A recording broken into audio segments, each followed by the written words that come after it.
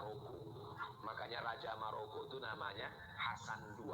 Hasan II ini anak Muhammad V.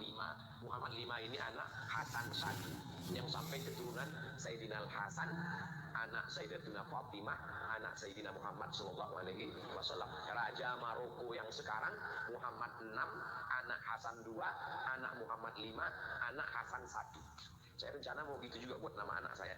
Abdul Somad 1, punya anak saya Sami 2, Sazik 1, nanti anak mereka Somad 2. Biar nggak ribut ngirim Fatihahnya. Untuk Somad 1, Somad 2, Somad 3, Somad 4, Al-Fatihah. Daripada ribut nih ya. Mereka tidak dipanggil Habib karena keturunan Sayyidina Al-Hasan. Yang keturunan Sayyidina Al-Husain setelah Habib Umar bin Abdurrahman Al-Abbas, Ratib Al-Abbas, itulah orang pertama yang dipanggil Habib. Habib artinya orang yang aku cinta. Ya Habibi, orang yang ku cinta. Jadi kalau ada nanya Ustaz Somad, di Maroko ada Habib. Pertanyaannya, di Maroko ada keturunan Rasulullah? Ada, tapi dari jalur keturunan Hasan. Nanti adik-adik sampai ke Maroko, mampir ke Masjid Hasan II di ibu kota Maroko, Casablanca, di tepi laut Samudra Atlantik. Saya waktu berdiri di depan pintu Masjid Hasan II pas mau masuk, 5 menit nggak dikasih masuk. Pas mau masuk, ditanya sama penjaganya, "Anta Muslim?" Ragu dia, saya Islam. Disangkanya saya turis dari Korea. Saya keluarkan kartu pelajar saya. Anak Muslim, ismi Abdul Somad, anak talib bidal hadis al-Hasaniyah. Saya Muslim dari Indonesia. Tafadhallah, masih termenung.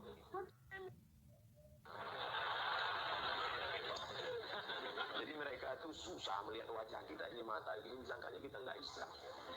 Nah, makanya ada ulama dari Maghribi di Makkah namanya Sayyid Muhammad bin Alawi bin Abbas Al-Hasani. Kenapa Al-Hasani? Karena keturunan Sayyidina Al-Hasan. Itu ulama Al-Azhar namanya Syekh Muhammad Mutawalli Asy-Sya'rawi. Itu nasabnya Al-Husaini karena keturunan Sayyidina Husain. Tapi tidak dipanggil Habib. Kenapa? Karena keturunan dari Habib Umar bin Abdurrahman Al-Abbas, tidak dari Yaman. Jadi ada yang ke Mesir, ada yang ke Mesir, ada yang ke Yordania. Raja Yordania sekarang itu juga keturunan Nabi Muhammad SAW. Lalu bagaimana dengan yang para habaib yang ada di tempat kita? Nabi SAW punya anak perempuan namanya Sayyidatina Fatimah. Sayyidatina Fatimah punya anak laki-laki, adik Sayyidina Hasan namanya Sayyidina Husain. Sayyidina Husain punya anak laki-laki namanya Ali Zainal Abidin. Kalau saya nanya, nggak usah stres, nggak usah depresi, karena saya jawab sendiri. Fatimah punya anak Hasan, adiknya namanya Sayyidina Husain. Husain punya anak laki namanya Ali Zainal Abidin. Ali Zainal Abidin punya anak laki-laki namanya Muhammad Al-Baqir. Muhammad Al-Baqir punya anak laki-laki namanya Ja'far Shadiq. Ja'far Shadiq punya anak laki-laki namanya Ali Al-Uraidi. Ali Al-Uraidi punya anak laki-laki namanya Muhammad An-Nafi. Muhammad An-Nafi punya anak laki-laki namanya Isa Ar-Rumi. Isa Ar-Rumi punya anak laki-laki namanya Ahmad bin Isa Al-Muhajir. Kenapa disebut Al-Muhajir? Karena dia pindah dari Irak ke Tarim. Ya Tarim, ya Tarim, ya Tarim, ya Tarim, Syailillah, Syailillah, Syailillah, Syailillah. Itulah maka disebut dengan Tarim. Memang Nabi pernah mendoakan Yaman? Ya. Allahumma barik lana fi Yamanina, Allahumma barik lana fi Yamanina, Allahumma barik lana fi Yamanina. Berikan berkah kepada negeri Yaman. Memangnya ada sahabat Nabi yang dari Yaman? Oh, sahabat Nabi Mu'adz bin Jabal. Sahabat Nabi Abu Hurairah, sahabat yang paling banyak meriwayatkan hadis. Ad-Dausi, satu kabilah dari Yaman. Ada orang Yaman yang hebat. Nanti kalau dia datang ke sini, kamu minta doa sama dia, doanya makbul. Siapa dia ya Rasulullah? Kami yang ikut perang denganmu. Kenapa kami minta doa? Pokoknya kalau dia datang ke sini, minta doa. Nabi meninggal baru dia datang. Ternyata dia tidak ketemu dengan Nabi walaupun hidup di zaman Nabi, dia tetap berada di Yaman karena dia menjaga ibunya. Dia adalah Uwais Al-Qarni dari Yaman. Setelah Nabi meninggal baru dia datang. Dialah yang menggendong ibunya. Dari kecil dia menggendong kambing. Dia gendong anak unta. Supaya apa? Latihan supaya bisa menggendong ibunya dari Yaman berjalan kaki ke kota Makkah Al-Mukarramah. Yaman negerinya para ulama. Lalu kemudian pindahlah Ahmad bin Isa Al-Muhajir ke Tarim. Lalu dia punya anak laki-laki namanya Ubaidullah. Ubaidullah punya anak laki-laki namanya Alawi.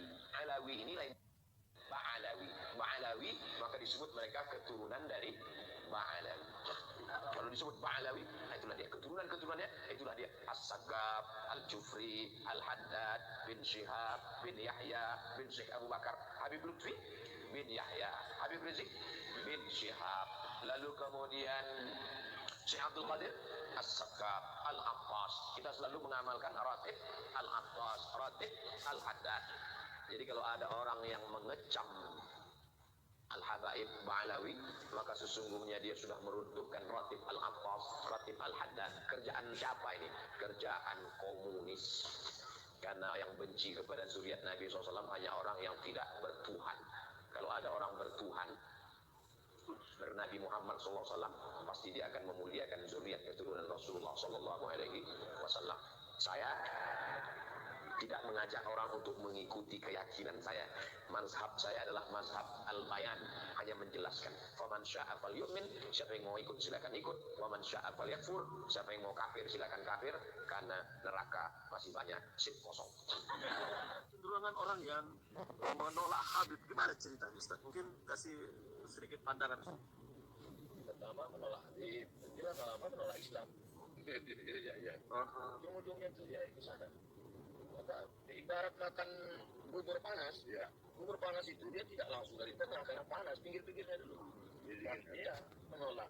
Kalau sudah orang kehilangan kecintaan kepada para habaib, hilang kecintaan para ulama, hilang mahabbah, dia lama-lama ketika Islam dihinakan, cuek aja. Hati-hati, ini sedang menggerogoti kita. Maka kita tetap mencintai para habaib, suriat Rasulullah SAW, mencintai para kiai, para tuan-tuan, para ulama, itulah kita tanamkan kepada anak-anak kita. Kenapa Bang Ahmad Ali cinta kepada ulama, cinta kepada para habaib? Karena orang tuanya menanamkan itu. Cerita beliau tentang menimbakan air ya Bang ya. Jadi dari kecil kita nyapu halaman, air wudu, dulu ditimba dari sumur. Jadi kalau ada orang heran sekarang, kenapa Bang Ahmad Ali sayang kepada para habaib, sayang kepada para ulama? Pendidikan orang tua. Sekarang yang menanamkan kebencian kepada para habaib, para ulama yang sekarang, lihat nanti 20-30 tahun akan datang, gimana anaknya? Alhamdulillah, dia bisa ateis. Lagi ada mahabbah, ada cinta. Hubungan kita ini kan cinta, kasih sayang kepada ulama, sayang kepada para habaib, sayang kepada agama. Kalau ini kita tidak tanamkan, alhamdulillah saat ini sekarang. Terakhir Ustaz, pesan kepada orang yang masih ragu kepada kecintaan terhadap habaib Ustaz. Ajar, ma'lam la ilaha illallah, sudah baca ayatnya. Ma'lam anna la ilaha illallah, berilmu. Sekarang sarana prasarana ilmu pengetahuan, teknologi, pengajian dan YouTube ini kan tidak bisa membedakan mana Islam, mana kafir, mana sesat, mana hidayah. Karena YouTube itu mesin, dia hanya menunjukkan apapun informasi yang mau dicari, dia paparkan semua. Mau apa, mau surga, mau neraka, ada semua. Maka kalau kita mau selamat, ngaji, datang ke guru, datang ke kiai, datang ke pondok-pondok besar. Mana pondok besar pembenci habaib, tunjukkan sama saya. Lirboyo, Kiai Kapadi, pencinta habaib. Pelosok, Gus Kausar, beserta para kiai, pencinta para habaib.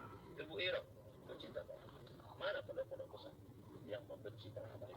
Mereka adalah pencinta para habaib. Dia Rasulullah SAW. Tapi berarti lama-lama tidak percaya pada Islam. Ini cara berpikir ini saya masih bingung. Tidak percaya pada Habib, berarti tidak percaya Habib itu cucu Nabi lah gitu. Maka itu sama saja dengan tidak percaya kepada Islam. Lama-lama akan tidak percaya pada Islam. Ini dalam teori silogisme ini muqaddimah sugro, muqaddimah kubro, natijahnya ini enggak pas.